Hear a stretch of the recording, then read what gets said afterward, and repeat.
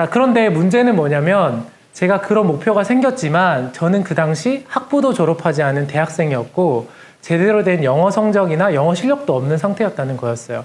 저는 그 전까지는 유엔이 진짜 영어를 완벽하게 하는 네이티브 스피커들, 막 미국이나 이런 데서 대학 나온 사람들만 가는 곳인 줄 알았거든요.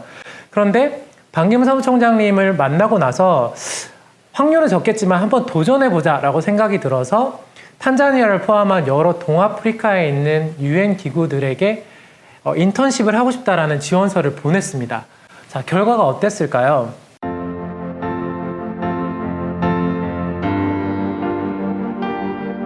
대부분의 기관에서 일단 답이 안 와요. 그리고 답이 어쩌다 오면 학부생이거나 이제 경험이 부족해서 안 됩니다. 죄송합니다. 대부분 이런 답이 왔죠.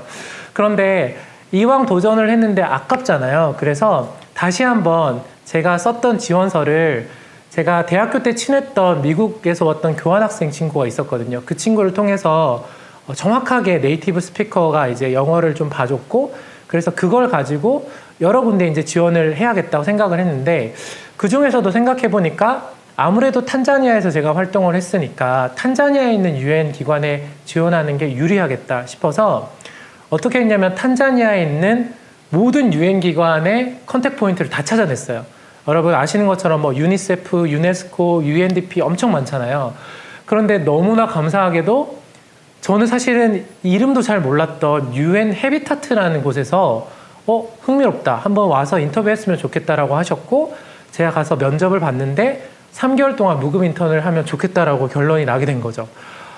제가 이제 근무했던 곳은 UN 헤비타트인데 많은 분들이 이제 NGO 헤비타트랑 좀 헷갈리시는 것 같아요. 그런데 그곳과는 다른 곳이고요. UN 인간정주기구라고 해서 도시화나 청년 문제, 또 주거 문제를 주로 다루는 UN 기구입니다. 그래서 이제 정말 감사하게도 UN 인턴십에 합격이 돼서 제가 이제 들어가게 됐는데, 들어가서 이제 얘기를 들어보니까 저를 뽑은 이유가 이전에 1년 동안 활동하는 것에서 직업훈련학교 관련된 일을 제가 했잖아요. 그리고 NGO에서 근무한 경력이 있고 스와힐리어를 할 수 있다라는 이런 점들을 좋게 봐주셨더라고요. 그리고 실제로 제가 담당했었던 업무도 원스톱 유스센터라고 해서 청년이나 청소년을 지원하는 그런 프로젝트였었습니다. 그리고 너무나 또 행운스럽게도 당시에 이제 UN 발런티어 프로그램으로 한국인 한 분이 탄자니아 유엔에서 근무하고 계셔서 그분을 통해서도 굉장히 많은 도움을 받을 수 있었습니다. 그때 감사하게도 한국에 돌아오고 나서 이런 경험들을 책으로 제가 출판할 수 있는 기회가 있었는데요.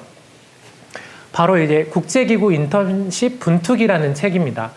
이 책은 다양하게 여러 나라에서 UN 인턴십을 경험한 분들의 이야기를 엮어서 만든 책인데 지금은 아마 도서관에서 여러분이 빌려보실 수 있을 거예요. 저 같은 경우는 탄자니아라는 나라에서 UN 인턴십을 한 사람이 굉장히 드물고 없잖아요.